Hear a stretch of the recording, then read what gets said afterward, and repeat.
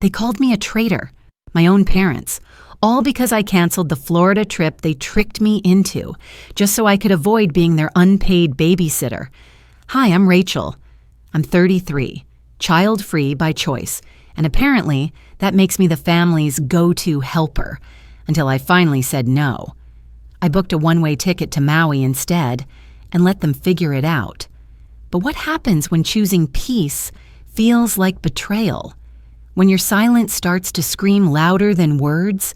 Have you ever been guilted into something just because you're the responsible one? I'd love to hear how you handled it. Drop your story in the comments. After 3 years of working late, skipping weekends, and pouring every ounce of energy into my job, I finally clicked submit on my vacation request. 10 days, 10 whole days that belonged only to me. No meetings, no deadlines, no fake smiles over coffee-stained reports. I leaned back in my creaky apartment chair and let the idea sink in. I hadn't taken more than a long weekend since 2019. The fantasy was already forming in my mind. Early morning swims, paperback novels at beachside cafes, falling asleep to ocean sounds instead of Slack notifications. I could practically feel the sun warming my skin as I scrolled through photos of tropical resorts. Just as I was about to compare 2 dreamy hotels in Maui, my phone buzzed. It was from Mom. Sunday dinner, 5 p.m. sharp, don't forget. Right, family dinner. Like gravity, unmovable and always inconvenient.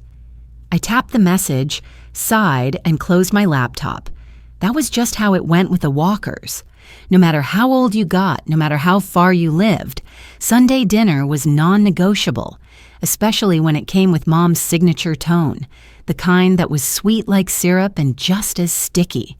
3 days later, I boarded a quick flight from New York to Austin.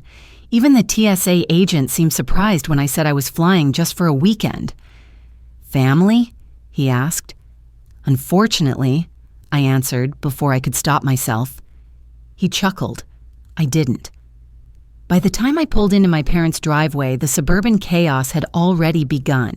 Jason's minivan was parked crookedly in front, its windows fogged with tiny fingerprints. Melissa's SUV was nearby, practically bursting with toys, snack wrappers, and 2 empty car seats. Inside, the house sounded like a zoo before feeding time. Children shouting, adults talking over each other, the dishwasher trying and failing to drown it all out.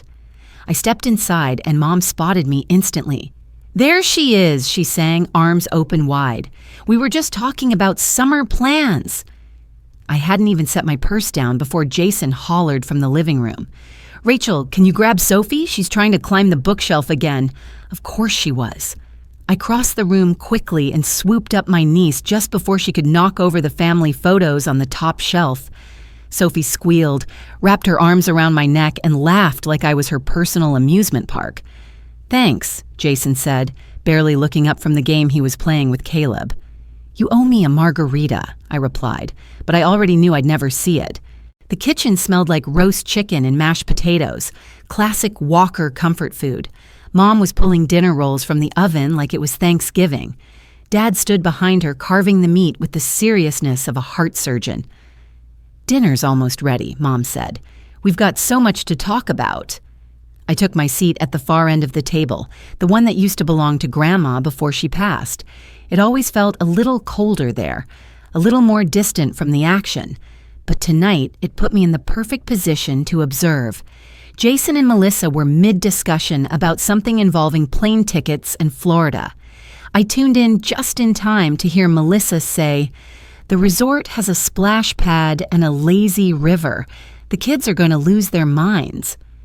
"What resort?" I asked. Jason looked up with a grin. "The one we're all going to. Didn't Mom tell you? We're thinking Florida this year, Clearwater Beach. You're coming, right?" I was actually planning a solo trip, I replied cautiously. "Somewhere quiet, just me." Melissa tilted her head. "Alone?" "That's kind of sad, Rach. Don't you want to spend time with the family? It's been years since we've all traveled together." I blinked. "You mean since the mountain trip? When I spent every day inside with the kids while the rest of you went hiking? That was different, Jason said quickly. The kids were younger. They're still kids. We'll help more this time, Mom chimed in. You won't have to lift a finger if you don't want to. I didn't know how to respond. Every part of me wanted to shout, I don't believe you. But then I looked around. All their faces were so eager, so expectant. Even the kids, squirming in their seats, were humming with excitement at the idea of a beach vacation. I guess. Maybe, I said, almost without realizing it. A cheer erupted. Mom clapped her hands. Jason high-fived Melissa like they'd won something. I gave a weak smile, but inside, I felt like I'd just signed a contract without reading the fine print. Dinner continued. There were stories and laughter and spilled juice and negotiations over who got the last roll. At one point, Emma smeared mashed potatoes across her face and giggled wildly. Jason turned to me and tossed a baby wipe my way. Can you clean up Emma real quick? I hadn't even taken a bite of my own food yet. I froze for a second. Then, on autopilot, I wiped her cheeks, smiled for the sake of peace, and handed her back to her father. He didn't even say thank you. The room buzzed around me, cheerful, familiar, messy, but my plate remained untouched. I stared down at the mashed potatoes, now cool and congealed. My vacation had shifted from ocean breeze and solitude to sunscreen sticky hands and background noise. So this is what they meant by family time. We've already booked the rooms, Rach, Mom chirped through the phone like this was good news. All you have to do is hop on the same flight. Isn't that easy? I pressed the phone between my ear and shoulder as I wrestled with a stubborn zipper on my suitcase. I tried, I said, trying to keep my voice neutral, but the flight's full. The best I could find leaves a day later. There was a pause. Oh, Mom said. Well, that's okay. You'll get some rest before all the excitement. We'll save you a beach chair. It wasn't what she said that bothered me. It was how unconcerned she sounded. If this were any other year, she'd have gone into panic mode. What if your sister needs help with the kids at the airport? Who'll hold the diaper bag? But now it was, see you when you get there. After we hung up, I sat on the edge of my bed and stared at my packing list. Swimsuits, flip-flops, books I wouldn't have time to read if history repeated itself. The apartment was hot. New York summer heat creeping through my cracked window, and my AC rattled like it might give up at any second. A notification buzzed on my laptop, an email from work. My boss Marcy reminding me to finalize the campaign timeline before I left. I replied, on it, then added, almost jokingly, unless my family decides to rope me into free babysitting again. Marcy replied within a minute. You still haven't learned to say no, huh? You're not a nanny, Rachel. You're a grown woman with PTO and a credit score. I smiled. That was Marcy. Blunt with just enough warmth to make it feel like advice, not judgment. The next few days blurred into a rhythm of errands, meetings, and late-night Target runs. I bought travel-sized sunscreen, packed snacks, charged all my devices. What I didn't do, what I was waiting for, was the inevitable text, emergency. Can you take Liam for a few hours? But it never came. Not once in 3 whole weeks did anyone ask me to babysit. Melissa sent me photos of the resort. Jason texted a funny meme about vacation dad mode. Even Mom sent a link to the weather in Clearwater Beach with a sun emoji. It was all strangely polite, peaceful even. I started to wonder if maybe, just maybe, they'd meant what they said. Maybe they had finally realized I wasn't just the single sister with no obligations. Maybe this time, they really did want me to relax too. The night before I was supposed to leave, I stood in my kitchen folding clothes into neat rolls. My suitcase sat open on the table, half packed. I'd even ordered a new beach towel with pineapples on it. It felt almost absurd how hopeful I'd let myself become. Then my phone buzzed. It was a message from Melissa. The preview lit up on my lock screen. She actually believes we won't ask her to babysit. LOL, I froze. My thumb hovered above the screen. The message was gone, deleted, but it was too late. I'd already read it. My brain replayed every word, every syllable sunk in with a kind of heaviness I couldn't brush off. I opened the chat. Nothing there but a new message. "Hey, can't wait for poolside drinks." I stared at it. Then I stared at my suitcase. The rolled shirts, the sunscreen, the little bottle of aloe vera I'd added just in case. Then I opened my photo app and took a screenshot of the preview message. Just to be sure I hadn't imagined it. I hadn't. That one sentence unraveled everything. The politeness, the calm, the total radio silence on childcare favors. It wasn't change, it was strategy. They hadn't respected my time. They had just learned to be quieter about how they planned to use it. My fingers felt cold against the phone screen. I sat down slowly, the pineapple towel crumpling in my lap. It wasn't paranoia. It was proof. Outside, a siren echoed faintly through the city. My neighbor's dog barked twice. Somewhere down the hall, someone slammed a cabinet. Life went on around me like nothing had changed. But for me, something had. I looked back at my suitcase. Open, expectant. It had no idea the vacation it was about to take had just been rewritten. I canceled my Florida hotel and hit confirm on a one-way ticket to Maui. There was no grand ceremony, no dramatic music playing in the background. Just a quiet click of a mouse, the soft whir of my old apartment fan, and the faint scent of overripe bananas I kept forgetting to toss. I sat still for a long moment, staring at the confirmation email on my laptop screen. My heart wasn't racing. My hands weren't shaking. If anything, I felt calm. This wasn't a tantrum. This was release. Marcy's words came back to me like a lighthouse beam through fog. Don't let guilt plan your vacation. Well, guilt had been grounded, and for the first time in years, I was going somewhere no one expected me to be, literally. I began moving with purpose, closing tabs, deleting the Florida itinerary, dragging folders marked Clearwater Beach into my trash. Then I got up and started to pack all over again. This time, it wasn't sunscreen for toddlers or puzzle books to keep kids busy on a plane. It was just me, a soft linen cover-up, 2 books I'd been meaning to read for years, a journal, 1 black bathing suit, and a small tube of aloe vera, because I planned to get sunburned the good way. I even packed a single dress, one that hadn't seen daylight since before the pandemic. I didn't know where I'd wear it, but I liked the idea that I might. Later that night, I joined the family for dinner, one last act in the play before I left the stage. The usual noise greeted me when I walked through the door. Plastic cups clattering, the scent of overcooked vegetables, kids shrieking with joy or exhaustion or both. Melissa greeted me with a bright smile and a hug that lasted just long enough to feel performative. Jason was wrangling Olivia under the dining room table. "The kids can't wait to build sandcastles with their favorite aunt," he said. "You better pack your beach shovel." I smiled, not wide, just enough. "I'll see what I can do." I sat. I passed plates. I listened to updates on summer sports schedules and camp drop-offs. I nodded when Mom reminded everyone to bring matching swimsuits for the family beach photo. I even laughed, once, at a joke Dad made about Florida humidity being worse than toddler tantrums. I played my role so well, I nearly fooled myself.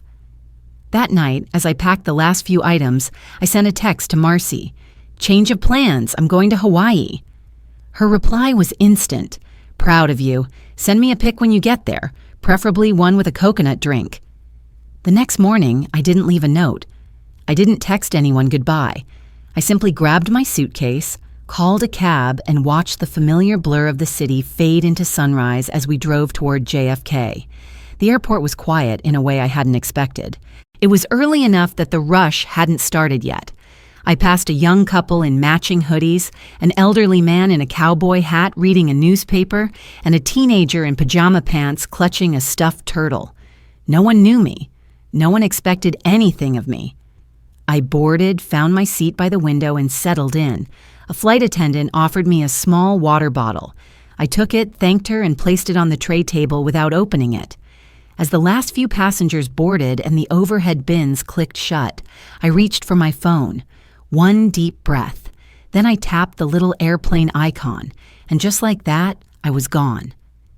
Outside the window, the tarmac shimmered in the morning sun. The plane began to taxi, slowly at first, then faster until the wheels lifted and we rose above the gray rooftops and summer haze. I leaned back, closed my eyes, and whispered under my breath, "Let them figure it out." No more explaining, no more apologizing, no more justifying why I didn't want to be the family fallback plan. This wasn't about them anymore. This was about me. The hum of the engine soothed me. I imagined the messages that would soon pile up. "Where are you? Did you miss the flight?" And I felt no urge to respond. Not yet. Maybe not at all. For the first time in years, my face felt soft, my jaw unclenched. I wasn't pretending. I wasn't negotiating. I wasn't watching the clock. I was flying toward freedom, and it felt like peace. The moment I landed in Maui, I kept my phone off. I walked through the open-air terminal, breathing in the warm, floral air as if it were medicine. Palm trees swayed lazily. A ukulele played somewhere in the distance. It was exactly the kind of welcome my soul needed, and I wasn't about to let a text notification ruin it. At the hotel check-in desk, a young woman handed me my room key with a smile. "First time visiting?" "Yes," I said, "but I have a feeling it won't be my last." I took the elevator up to the 3rd floor, rolled my suitcase into a sunlit room with a view of the ocean, and sat on the balcony with a cold glass of water. I stared at the horizon for a long time. Eventually, I knew I had to check my phone. The moment I powered it on, it buzzed like a trapped insect, then again and again until the vibrations blurred together in a non-stop tremor. Missed calls, voicemails, group chat notifications, messages with my name in all caps.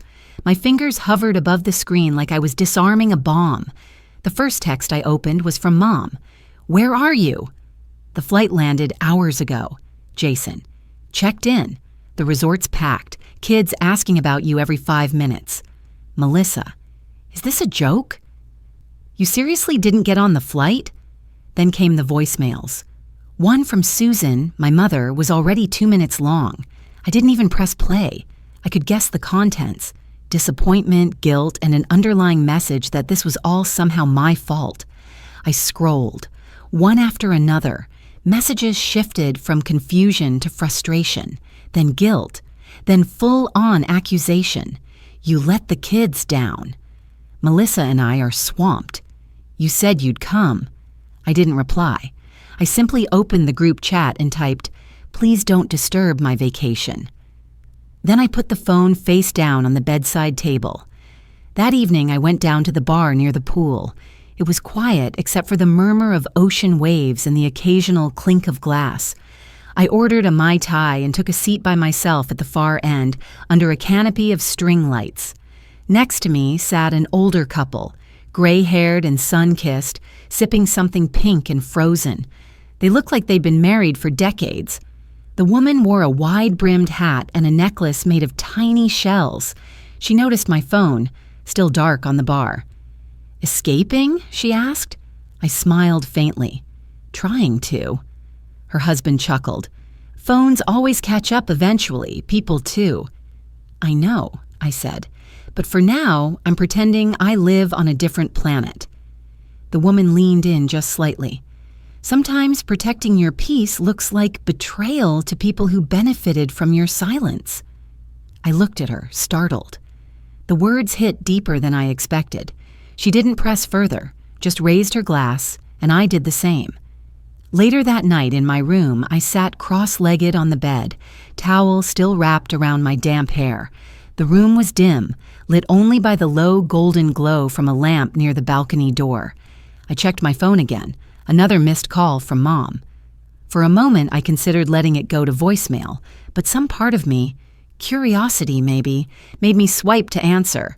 "Rachel Marie!" she burst. "What in the world is going on? Do you know how worried we've been?" "I'm fine, Mom," I said calmly. "Where are you? You didn't get on the flight, and you didn't tell anyone. I know. You can't just disappear like that. I didn't disappear, I said. I just went where I actually wanted to go. There was a beat of silence. Then sharper. You're being incredibly selfish. I exhaled through my nose. No, Mom. What's selfish is expecting me to give up my first vacation in years to watch your grandkids while you sip cocktails. That's not what this was, isn't it? I said. Melissa's message kind of gave it away. What message? The one where she accidentally told someone I actually believed I wouldn't be babysitting. My mother faltered.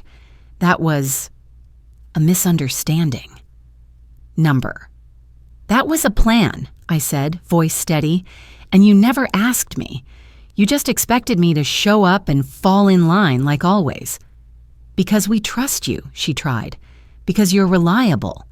No, I said, because I'm easy to take advantage of. Her silence on the other end was louder than shouting. You know what? I said. I don't need to justify this. I'm on vacation. I'm safe. I'm happy. That should be enough for you. Rachel. But I'd already tapped to end the call. My thumb hovered for a second.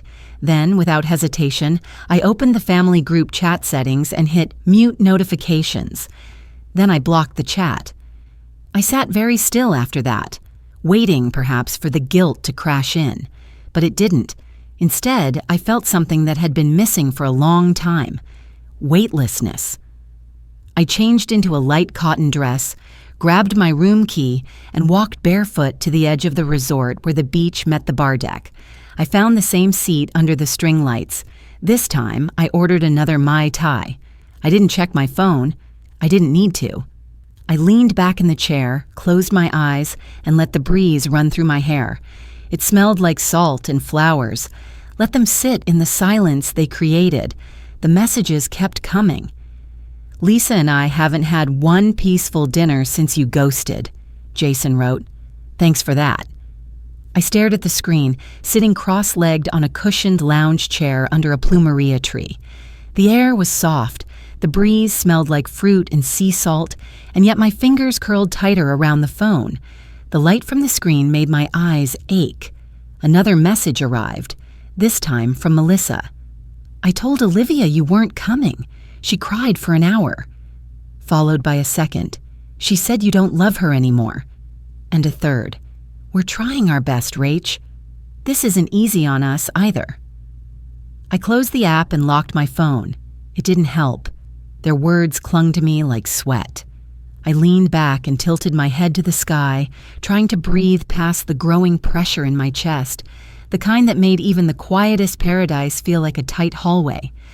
I pulled my journal from the side table and flipped to a blank page, hoping to write my way out of it. But my hand hovered, pen tip poised, as memory flooded back like an ambush. A winter trip, 3 years ago. The family had rented a ski cabin in Colorado.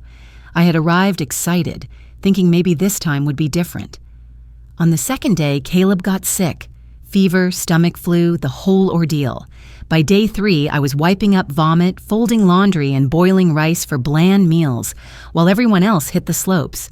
Jason posted selfies from the gondola, and Melissa tagged me in a family photo with a caption, "Wish you were here." I had been there, just invisible. The memory made my eyes sting. I set the journal aside and stood up. The ocean was glittering a few yards away, but instead of heading toward the beach, I turned back toward the resort's rental hut. I needed distraction, something that required balance, something that left no room for guilt.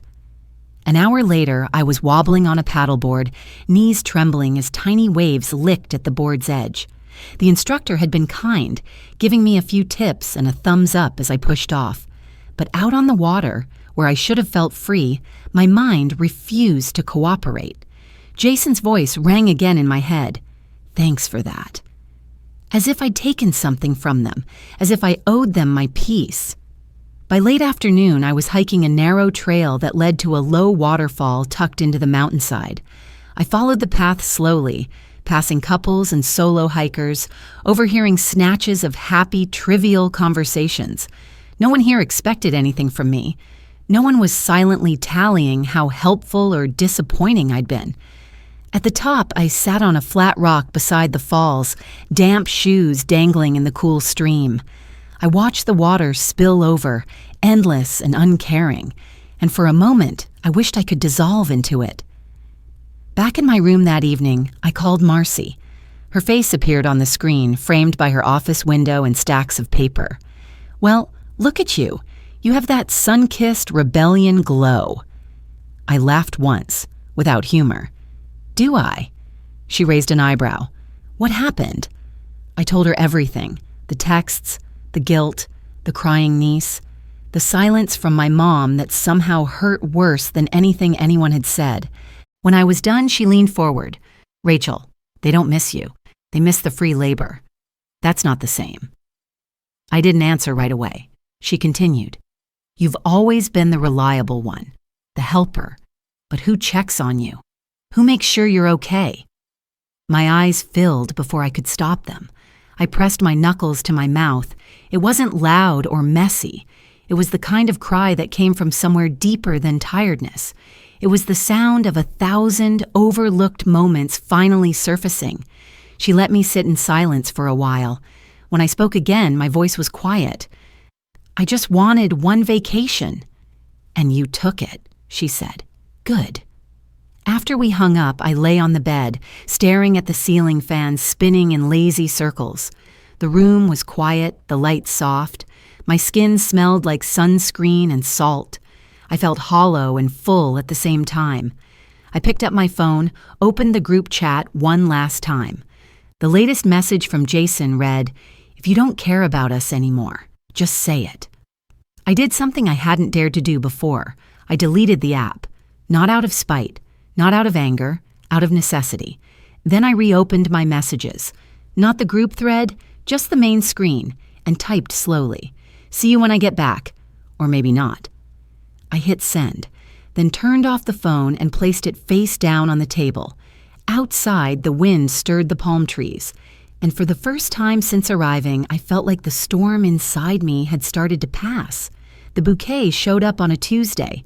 It was a tall arrangement, sunflowers, irises, and something purple I couldn't name, all crammed into a glass vase too narrow for their stems. There was no card, just a yellow sticky note folded over the rim. "Thanks for nothing. Jason." I stared at it on my kitchen counter for a long time before moving it to the window, where it caught the morning light and looked far more generous than the message attached. Somewhere behind that note, I sensed a bitter kind of apology. A man too stubborn to say sorry, but too guilty not to send something. It wasn't enough, but it was something. I poured my coffee and took it out onto the fire escape. The New York summer was still thick in the air, but there was a breeze, and it carried the faint scent of asphalt and roasted peanuts from the cart on the corner. A few weeks had passed since I returned from Maui. I hadn't said much. I hadn't responded to texts. I hadn't opened the family group chat, which, based on the red notification bubble, was still very much alive without me. Instead, I'd settled into something new. Quieter mornings, walks in Central Park with no destination, workdays that ended on time, dinners cooked just for me. I had become protective of my peace the way one might guard a secret garden, not walled off, but no longer public property. Then, the letter arrived. It came in Melissa's handwriting on cream-colored stationery, as if formality might cushion the weight of what needed to be said. She wrote, "I was wrong. I thought I was including you, but really I was assigning you. I never asked if you wanted to help. I just assumed. And when you didn't show up, I felt abandoned. But that was because I had put you in a role you never agreed to play. I'm sorry, Rachel. Truly."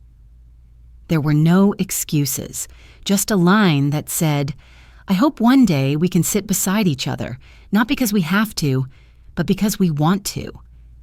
I folded the letter and tucked it into the back of my journal. A few days later, I got a text from Mom. "We miss you. We didn't see it then. We do now." I stared at those two sentences for a long time. They weren't elaborate, but they weren't defensive either. And for my mother, that was monumental. I replied, "Coffee?" We met at a cafe halfway between her hotel and my apartment. She showed up early, something I never remembered her doing before, and stood when I walked in. Her face looked softer, like she'd exhaled something that had been lodged in her chest for years. We ordered lattes and sat by the window. For the first few minutes, we talked about the weather, a squirrel that had jumped onto her hotel balcony, my job, nothing heavy. Then she reached into her purse and pulled out a napkin. "I wrote a few things down," she said, voice tight, "so I wouldn't get emotional and mess it up." I smiled but didn't interrupt. "I realized," she began, unfolding the napkin, "that we've always treated you like the one who didn't need anything, because you didn't ask, because you were strong, and we leaned on that. Too much." I looked at her, but she didn't meet my eyes. And I'm sorry. Not just for Florida, for all of it. For every time I said, "You're single, so of course you have time to help." That wasn't fair, and it wasn't true. I felt something loosen in my chest. Not entirely forgiveness, but maybe room for it. "I'm not ready to come back to Sunday dinner," I said. She nodded quickly. "That's okay. But maybe someday." Her hand reached for mine on the table. "Whenever you're ready, on your terms." 2 months later, I pulled into my parents' driveway just before 6. The house looked the same wreath on the door, the same crack in the pavement near the porch. But something felt different. Dinner was quieter. The kids weren't dumped on me the moment I walked in. Melissa made a point to wrangle Olivia when she started climbing the couch. Jason didn't even hand me a sippy cup. At one point, while passing the salad, Susan squeezed my hand and whispered, "Thank you for making us better." I didn't answer. I just gave her a small smile and kept passing the bowl. That night, as I drove home through the sleepy streets, the windows down, the wind threading through my hair, I thought about how far we'd come. They hadn't become perfect, but they were trying, and I wasn't invisible anymore. When I got home, I turned on the lamp by my desk, opened my laptop, and hovered over my work calendar. There it was, a new block of time, freshly opened. I clicked New Vacation Request. Destination, undecided. Approval, no longer needed. Looking back, I'm still not sure what took more courage, leaving that flight behind or finally letting myself be heard. But in choosing peace, I found something more precious than rest. I found clarity. Sometimes the people closest to us forget that silence isn't agreement. It's just exhaustion, and boundaries aren't betrayals. They're invitations to grow. Families change when we stop pretending and start speaking. If this story reminded you of a time you had to choose yourself, I'd love to hear it. Share your thoughts, because stories like ours are more common than we think.